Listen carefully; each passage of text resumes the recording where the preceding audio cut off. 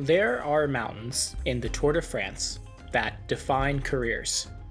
There are climbs that can create legends. And then there's Hautacam, a climb that has seen some of the most dominant and at times controversial performances in the history of the sport. This is its story. Hautacam made its debut in 1994, and in classic Pyrenean fashion, it did so wrapped in a thick fog.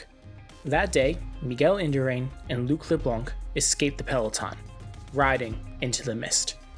In the end, it was Leblanc who took the win, though for TV viewers, it was almost impossible to actually see.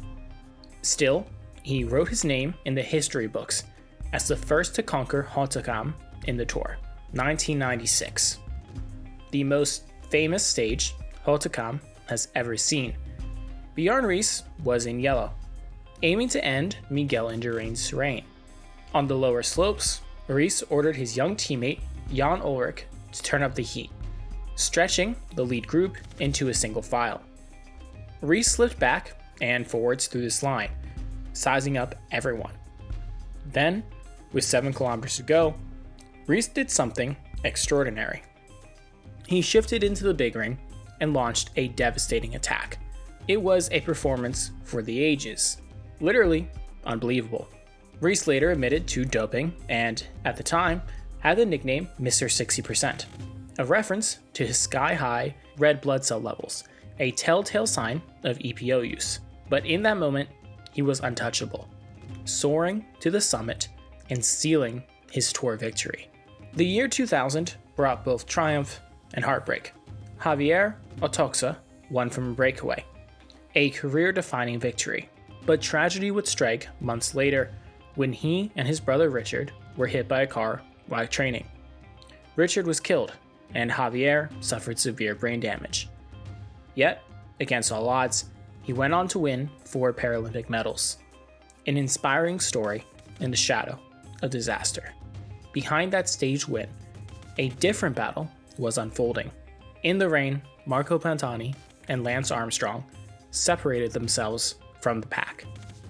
Then, Armstrong did what Ries has done 4 years earlier. He attacked and left everyone behind, en route to a yellow jersey and his second Tour de France win. Another unbelievable ride from another rider with a dark history. 2008. Frank Schleck was battling for the overall, but he wasn't just fighting Cadel Evans behind him. He was fighting a 2-man attack on the same team.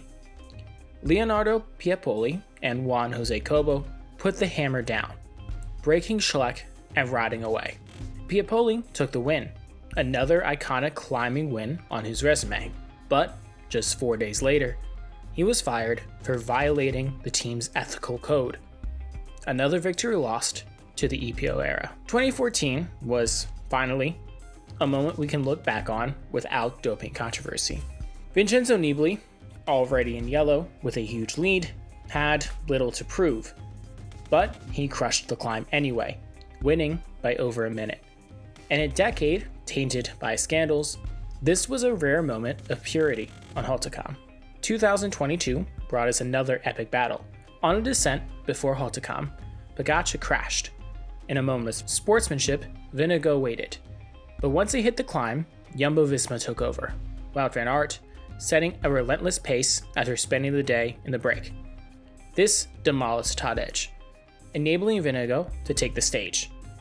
His time was the second fastest in history, beating Armstrong, but still 1 minute behind Ries's enhanced 1996 ride.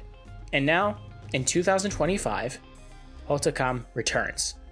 What new story will be written, and who will conquer its slopes? Will we see another legendary ride? Maybe one that we can believe in? The history of this climb is still being written, and soon we'll witness its next chapter.